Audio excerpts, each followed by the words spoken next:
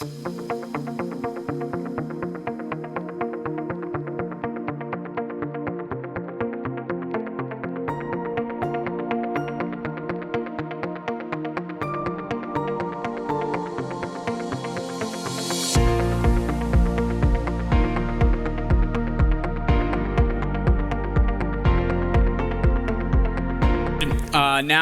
we're going to follow up on a similar note from venture capital, and we're going to take a look into Web3 entrepreneurship in Atlanta. And one thing that we've noticed as a club is that of all the major cities in the US, Atlanta has been one of the slowest to embrace crypto, but we're starting to see more and more acceptance and growth from the 404 as time has gone on. To discuss this entrepreneurship further, we have Rob Montgomery and Daniel Gouldman. Rob is the founder of Revest Finance, which proposes a new protocol for the packaging, transfer, and storage of fungible ERC tokens as non-fungible tokenized financial instruments. Daniel is the co-founder and CEO of Unbanked, which is an enterprise blockchain company based out of Alpharetta. To moderate, we have Brian Zwerner, who is the founder and VC at Beyond the Game Network, which works to fuel the growth of the most exciting companies in America across sports, media, gaming, Web3, and fitness. Please join me in welcoming them to the stage. All right, thank you for that great intro. Appreciate everybody being here today on a Sunday morning, and we're just going to jump right in and talk about what it's like to build a startup here in Atlanta and building startups across the Web3 space. So we're going to kind of start there, and we'll start, Rob, with you. Why don't you tell us a little bit about kind of the founding idea for Revest and why you chose to build it here in Atlanta? Yeah, so the founding concept for Revest was that we were looking into the DeFi space. Specifically, I was actually sitting around playing with interactive NFTs and Chainlink price speeds. And I've been playing around with DeFi for several months at that point, nearly half a year. And one thing I noticed is that every single concept centered around ERC20 tokens. This was March of 2021, and the NFT craze was in full swing. And I found myself thinking, why are we trying to squeeze every single financial instrument into a fungible token when we've got this universally adopted, universally respected, and all this infrastructure is being built out for it, standard, that is ERC 721 and ERC 1155. So the idea for Revest was born to have NFTs that represent financial instruments. Resonate soon followed. And I won't get too lost in the details here, but why did I choose to build it in Atlanta? Well, to make it very simple, I'm from Atlanta. I was born here, I was raised here, I've been here my entire life. I went to Georgia Tech for my bachelor's, and came back, did my master's, and was working on my doctorate in nanothermal engineering when I just came up with this concept, realized that this was something worth pursuing, and dropped out, chased my dreams. Love that. That's great. Daniel, tell us about how your business got started and why you chose to build it here. Is it the same thing, just happened to be here? Or I just happened to live here, and that's what you do when you're an entrepreneur. You start companies, right? And when we started Unbanked, it wasn't even Unbanked. It was like Turnio, and we had a whole use case for blockchain on the supply chain. And then over time, it iterated into product market fit, right? And by the way, like Web3 wasn't even a thing. You know, it wasn't even a concept when we started. It was blockchain. That was it was crypto, blockchain. And by the way, it's still crypto and blockchain. It's just got a nice, beautiful new marketing slogan, Web3. Yeah, I've started a few businesses here in Atlanta as well, and it was mostly the same thing. I happen to live here in Atlanta, so that's where I built. But one of the things that I found was just a great group of people that are interested in being part of new businesses here, a real openness of some of the bigger companies and organizations that I worked with across the different businesses that I built in fintech and in the sports space. And a real, willingness of the community to support new things. Is that something you guys have bounced into, or what support have you found in Atlanta? Yeah, so for me, it's almost been in reverse, if I had to describe the way that we've operated. We built with a true citizen of the internet mentality. Most of my team originally was not in Atlanta, and as we grew, because of our proximity here to Georgia Tech, and to this fantastic, technical center that we built down here, we started to pull more and more people in and get more and more engaged with the Atlanta business community. It's one of the things in which we're actually focusing on a decent portion of our energy on, is getting more integrated with the Atlanta tech scene and the support. And as we push forward in that endeavor, every single time that I come to one of these events or get involved with, some random Thursday night meeting at ABC, I meet someone new and interesting who has an entirely different perspective or ability to support what I'm doing, or just is fun to talk to. And it's been an absolute delight, even if we have done it a bit backwards. Sure. Daniel, how's the Atlanta tech scene supported what you're building? I mean, Atlanta's got a lot of payments, right? And so if you think about what unbanked is, what we are is really, it's crypto banking. It's making the blockchain, crypto, DeFi ecosystem interact with traditional payment solutions like debit cards, bank accounts. It could be bill pay, right? And making all those things interoperable. Because they're not today. You can't deposit Bitcoin to your Bank of America account and just, cash out. It doesn't do that today, right?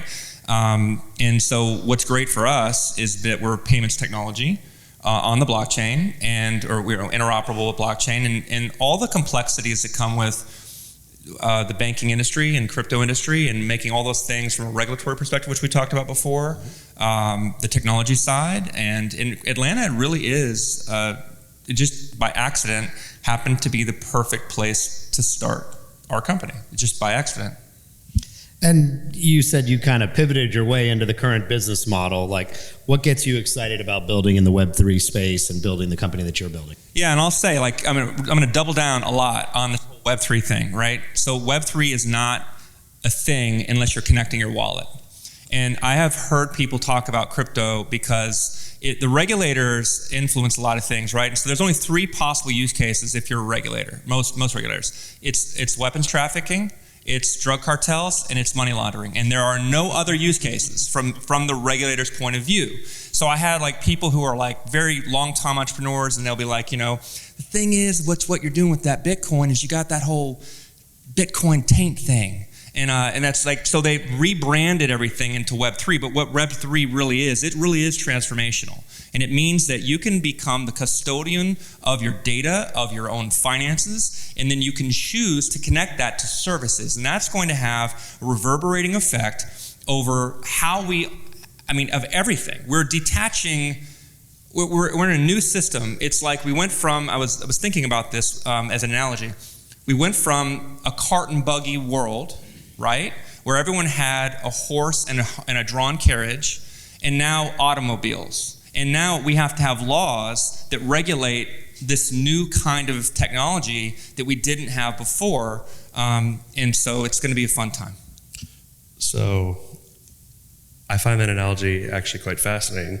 I'm going to go off on a little bit of a tangent here as to why I'm building in Web3. It's because, these sorts of products, this sort of innovation, you can't achieve this sort of speed or scale in traditional finance, where you have to, go through a very long, drawn-out process of getting a new sort of financial primitive approved, of figuring out how the laws apply to this sort of thing. Here, you can innovate as fast as you can code, and that in and of itself is absolutely fascinating. Will produce some of the greatest innovations of the past probably 400 or 500 years within the next 50.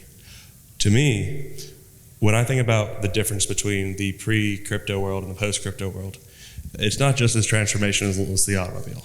To me, and I love talking about this analogy, and if Brian doesn't stop me, I will go on for a little while. It is the analogy that I like is pre-printing press and post-printing press. Because prior to the invention of the printing press, central institutions, namely religious ones, had strangleholds over the flow of information, particularly in Europe and in the Middle East. And post-printing press, especially in Europe, that disruption that suddenly information was able to flow freely and quickly and without restraint led to the Renaissance, the Reformation, and basically the birth of modern Western philosophy and economics. Web3 to me is just as transformational, because we have gone from a place where all of our money transfers are dependent on centralized institutions and what is and is not permitted by those centralized institutions to a place where there are no real fetters on the system anymore. There are certainly ones at the interface between the old system and the new system, and I'm sure that will continue for quite a while. But within the new system itself, there can be no such centralization. I like the regulatory part, and I know, Daniel, you've got some thoughts on this. I mean, how do you think the regulators are going to impact the kind of businesses you're building and other people are building in this space? They're going to impact it tremendously, but I'll remind you that like when Bitcoin was created, it was illegal, right? That was not a legal move. And the reason that it was anonymous was not because they were necessarily trying to avoid the fame. They wanted to avoid the fame from the wrong people, right? Which was the FBI. You couldn't just create your own private money. That was not a legal move. Now we have all these thousands of different cryptocurrencies, right? Uber was not legal when it first started. And so it's not because it shouldn't be that way. I can tell you, I'm a very super liberal guy. I'm not even a libertarian. But I'll tell you, the more time I spend in crypto, the more I feel like that old man on the lawn and my boxers yelling, like, get off my lawn. Like, I feel like that. I really do, because in theory, okay, just in theory, and say, look, I'm very pro-regulation. And then when you get into, because the concept is about following rules. But when you get into the reality of what regulations are, you start to realize how stupid some of them really are. Because what you're doing is you're being, first of all, there's a lot of, the regulatory body is Congress or the state government or whatever. They're not subject matter. Anybody here think you have subject matter experts on cryptocurrency or blockchain or the 21st century of financial technology representing you in government? No, of course not. So we have a lot of mistakes there, and what ends up influencing that is that, a sort of lobbying. The bottom line is that we talked about this, is it better to have like stupid and some or nothing? Right now we don't really have a good handle on the framework on the regulatory side. I think that we do need regulatory solutions. We need regulators to be engaged, and we need them to do their job. And the last thing I'll say on this is an example of that, because I work through regulatory bodies across the world. I'm really very favorable. We go and engage them. We're engaged with the SEC, FinCEN, FinTrack in Canada, NYDFS, FCA in UK. I mean, we're a very subject matter experts. I personally engage with regulators all around the world. 3 years to get an application approval with the FCA, 3 years with the NYDFS. Now, it's not their fault per se, it's a lot of reasons, but the point is to say that regulations, we're all for regulations. In reality, it shouldn't take any company 3 years, or many, or most companies, 3 years for an approval for some kind of crypto regulatory application to get approved. I mean, I'm going to throw my hat in the ring. To me, the role of regulators in this space should only, without question, only be to punish those who are actively attempting to steal or scam money from others. I look at the body of regulations across, the current financial system, and most of the time I see regulations that are ostensibly to protect people from themselves, but in effect what they actually do is protect the existing system from change.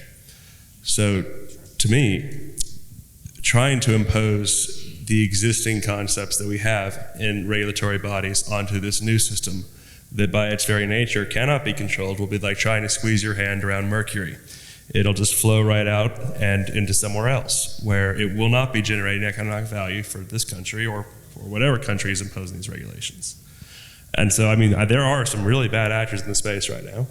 I think most of us can agree that we'd like to see those people, have the book thrown at them, and I'm all for that. However, I think that in imposing regulations, they need to be very negative regulations rather than positive regulations. Rather than saying you can't do this, say you can, or let me rephrase that. Saying you cannot do this in a very specific sense, not tell you what you can do. Leave everything that is not specifically illegal, legal. I want to double down on that for a second, because I can tell you, I totally agree that I'm telling you, I just see it. Right now, it's a fear of a loss of power, okay? Because and this does sound, I think back to I'm 44 now, I think back to the young days and listen to Public Enemy, Fight the Power, and Rage Against the Machine, and I think about that kind of mindset, or it's really kind of an system sort of mindset. But there's a fear in government that we, the people, which it really is a power of the people thing. The world's most traded cryptocurrency is the digital dollar. It's stable, but that's the world's most traded cryptocurrency. So there is a fear that if we actually start to control our own money, how's that going to impact the banking system? What kind of instability is that going to create? And oh, by the way, now the government doesn't know what we're doing with our money. And as much as we talk about the home of the free and all of that, and I think we live in the best country in the world, if you really are honest intellectually about it, there is no difference between the European, the United States, or the Chinese government mindset relative to wanting to see access into all of the transactions that exist in an ecosystem. And the Chinese system is very authoritarian. The American system is different, but they still want just as much visibility into every single type of level of transactions that the Chinese do. If anything, right now, the Chinese are talking about more privacy protections than we are in the United States system. So, they're afraid of what it could mean for the future. Yeah, and look, as a venture capital investor, I get pitched all day by founders in Web3 and outside of Web3. And, my advice is find good advisors, hire the right attorneys, bring people who know this space well, have a good handle on the regulatory issues that your business might have to face before you get launched and before you get too deep into it, and certainly before you start reaching out to investors and asking for money. You need to have a handle on that, or you're just not prepared. You're not going to be prepared to launch products and to deal with regulators that you might have to deal with. You're not going to be prepared to talk to investors or partners or whatever it may be. You got to get that stuff really tied down. Talk a little bit about some of the other challenges, not just regulatory, but where are other places that you as an entrepreneur have had to overcome things that have come up in your business? What are some of the other big categories you worry about? I'm going to go ahead and jump off on the concept of product market fit. I think that's one of the most overlooked aspects of entrepreneurship. And I think that what Daniel was saying earlier about having to pivot several times to find that product market fit, that iterative refinement of the core concept, that is something that is not commonly known at the onset of building a business. Your first idea is probably not going to be perfect with product market fit. You are probably going to have to tweak it. You are probably going to have to pivot. And you are probably going to have to figure out, okay, I had this idea that I thought was specific, but having now built that idea, it turns out that, yeah, there is a market for this, but I need to actually tighten down even further on something that I thought was already very specific. No. There's an even more specific market in there that you need to figure out how to target. And one of the more interesting things about being in this world is that oftentimes you're not even able to see that until after you've built something. So that's something I tell people who are getting ready or interested in starting up an entrepreneurship plan is, if you want to do a startup, if you want to start a company, be ready to have to learn from your experiences and change your mind. Don't give up on your core concept, but don't be rigid either. Daniel, I know you've got a pretty big customer base now and it's growing really fast. How did you know you had the right product, that you had fit, and that it was time to hit the gas pedal? That's great. Okay, so yeah, and I agree. When we started, it's very hard. They say there's like a quote, you have to be a psychopath to become an entrepreneur and run a company. It's insane. If you've tried to start a company from nothing, you have an idea, and then to build that into a product, and then to turn that product into, revenue of any kind, just your first dollar, okay? Congrats if you get your first dollar. Just get your first dollar. And then make that into like a business. And that was incredibly difficult. So when we started in 2017, we wrote a white paper on supply chain using blockchain technology and how it was supremely going to solve problems in digital advertising. And this 40-page white paper, we had one page, because you have this digital money flowing back and forth, right? Totally changes payments, right? Like right now, your supply chain is I pay you, and then you pay that guy, and then they, pay that person, they pay that person. There's no visibility or transparency. It's a dark market. But if with blockchain technology, I can pay you for your part, thanks for your part of the business, and I'm going to pay you directly too, and I'm going to pay you too. So now I can pay the entire ecosystem, and that can be used for good, and it can be used for bad. But we had one page in our white paper we had this digital money that you could spend on a card, and that became the business. And not only did that become the business, it iterated from a crypto Visa card that you can spend crypto on to facilitating payments or payment solutions and white label solutions for other companies, because it's so hard to do what we do. And then, oh, by the way, and now I'm going to be in 75 countries across the world, covering up to 3.1 billion people in the next several months. So it really did take on its own, but it started with where are we going to make money? And where we made money was the crypto debit card, and then it just kind of product market fit, it played out. I want to hear a little bit about the hiring side. I know that it's been a tough hiring market for the last few years. Everything's been very tight. Maybe it's loosening up a little bit now. How did you find your first employees, but either from the industry, or are you hiring people straight out of college? How did you find those people? Are they here in Atlanta? Are you having to get them to move to Atlanta? What does that look like for your business? So in my case, my first employee, I actually pulled right out of our Telegram. That was the first guy who I brought on. He was asking some difficult questions and seemed like he was actually thinking about it. So I was like, all right, you clearly know something. I'm going to give you a job. And he came on as community manager. Now he's working for me as an analyst. With respect to the broader question of where am I finding my people, I have found folks from as diverse backgrounds as job boards to random people who I started talking to on Discord who seemed like they had a good handle on BD and turned out to be incredible salesmen. With respect to Atlanta, I've actually sourced the majority of my devs from Georgia Tech. And that was honestly just incredibly fortuitous. It's not at all unlike this conference. I was at the conference last year. Not a lot of people know there was a conference last year, but there was. And I ran across a Georgia Tech grad student. His name is Josh. A lot of you guys know him. And he and I discussed crypto, discussed what I was doing with Revest Finance, and discussed what he'd been doing with, teaching himself Solidity and building out projects, working with these various companies. A few months later, I was in the market for a Solidity dev, messaged him back, and next thing I know, I brought him on. Told him, we need to find a few more guys to help out this summer because we want to run an internship. Puts out a message to Georgia Tech, blockchain club, I believe. And next thing I know, we've got a fantastic hiring pool of talent. Well, I know exactly why you got invited to speak on this panel. So if you're a Georgia Tech developer, this is your guy right here. He's hiring. He's looking for folks. But look, I think that's great advice for any of the students out there. It's the same thing I tell my own kids who are both in college. Get involved in the areas you're interested in. Experiment. Try things. If you're in the coding space, play around with Solidity, play around with Cadence on Flow, play around with the other languages in the Solana space. It's not going to be terribly dissimilar from what you're learning in the other coding languages, and then just get involved.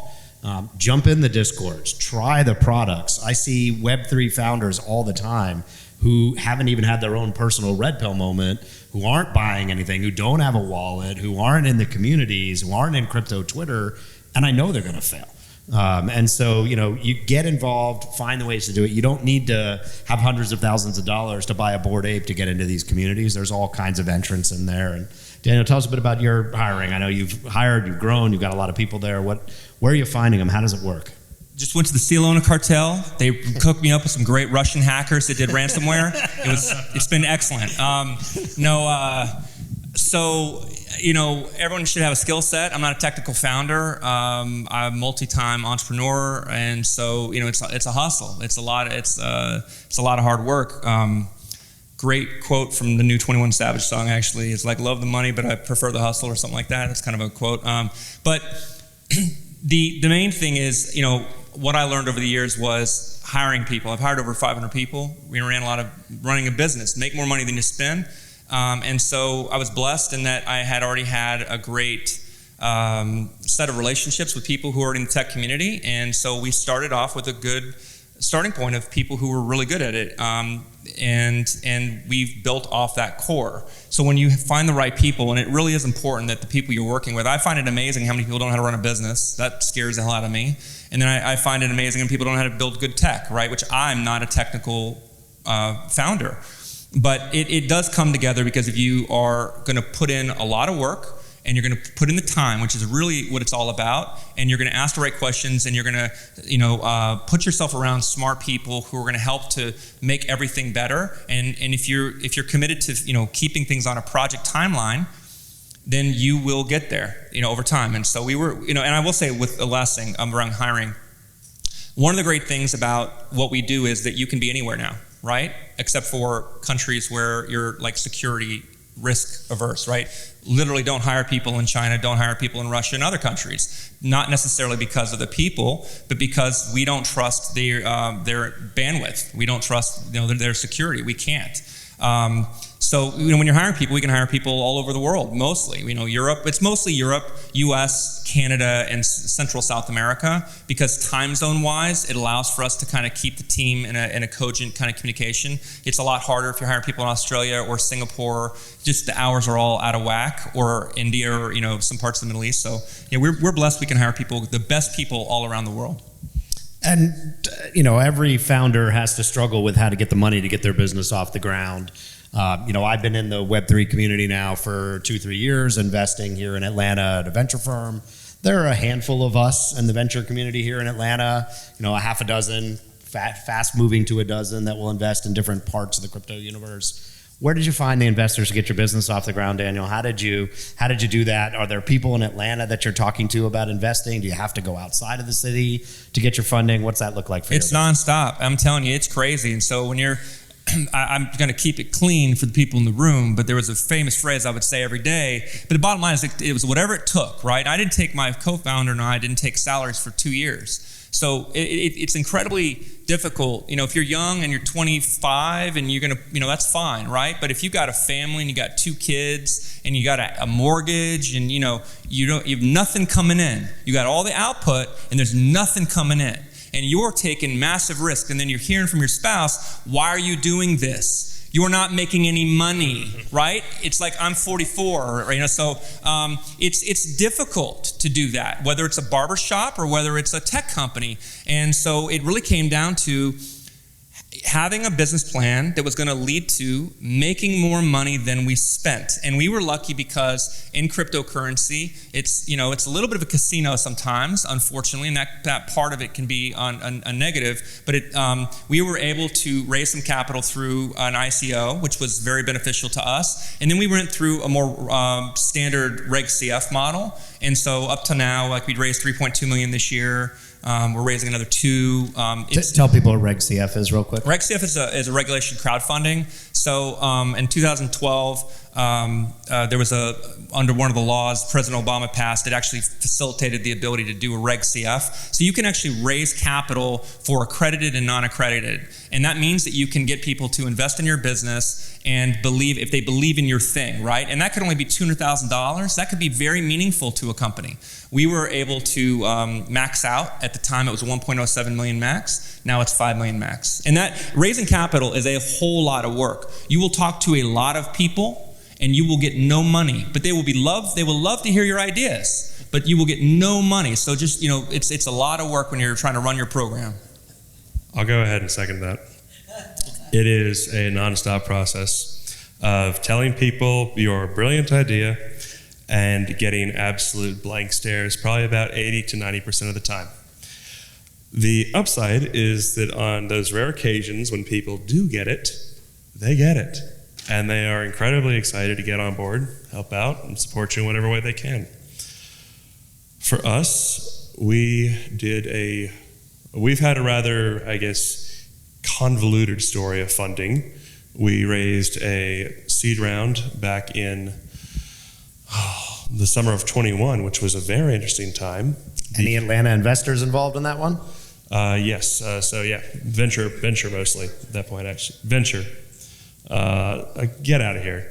Anyways, at that point, that was in the middle bear. So it was one of those points where investors were slightly jumpy because they weren't quite sure if things were going to come back. And now we are back out looking for more in this wonderful period. And it is always an adventure. You learn an awful lot about what works. And I would say the biggest thing is just figuring out how to effectively communicate your idea. That is absolutely key. And the more you pitch, the better you get at it, the more success you have. Yeah, I'll share a little bit from my perspective on the venture side. We've been running this venture group Beyond the Game Network for about 4 years now. I've probably had 2,000 founders pitch me, and we've made 23 investments. So 1%. And I would guess that you could find a number of venture firms that are getting way more inbound than we are and are way below 1% in terms of hit rate and investments. So we make about 5 investments a year. We see hundreds of deals a year, take dozens and dozens of calls over the course of that year, and we find a few that we like to do. And my advice to founders is just really do the work. Figure out who else is in your industry that is similar to you. Look at who is funding them. Find people who are similar to those investors. Do the homework to figure out which investors are really likely, and spend your time with the people who invest in your sector, invest in your stage, or are likely to find your story compelling. Don't go with this, wide shotgun approach. Be very focused in what you do, and you'll have a much better time of it. One thing though, for the Georgia Tech community, right? Like if you're technical, which I'm sure not everyone is technical at Georgia Tech, I'm guessing. You are blessed because, like WhatsApp, when it got sold for $19 billion valuation, it had 55 employees. Think about that for a second. 55 people worth $19 billion. I think Instagram was like 30 people or something when it sold for $1 billion. All right. So if you're technical and you start and you build, you can literally print money. You can print money. Learn Solidity, right? Learn how to code. If you know how to do that, you can build products that can make money right now, and you don't have to worry about that because your money is going to be coming from the business, not necessarily from raising capital. Yeah, and I would add to that, if you look at what's happened in Web3, you've seen companies go from start to hundreds of millions of revenue in speeds that have never before been seen in any place. We've seen other companies that have built big valuations, but WhatsApp and Instagram weren't making any money when they were sold for these huge numbers. Companies like Dapper Labs, SoRare, a number of other companies, FTX, have gone from 0 to hundreds of millions of revenue in a matter of a year or two. I mean, it's shocking how fast their products have grown and how quick the adoption is coming in this space. So it's been a great thing. I think we're running out of time here. Any closing words? No, Web3 is great. It's going to change the world. And remember, it's not Web3 if you can't connect your wallet. Entrepreneurship is one of the single funnest and single most difficult and draining, but incredibly rewarding pursuits you can do. If you're going to start a company, you're going to be in for a tough time, but you're also in for a quite literally pot of gold at the end if you do it right. Yeah, my last point is if you're in this room today, you're watching this, you're paying attention, you're still plenty early. You are not too late. This industry is still at incredibly early phases, early innings, however you like to think about it. You're in the right place. You're learning about the most important technology development in the last decade. It's going to power everything we see for the next 10 years. You're not too late. You're plenty early, and welcome to the world of Web3. Thank you very much. We'll wrap it here. We'll be around if you want to talk. Thank you.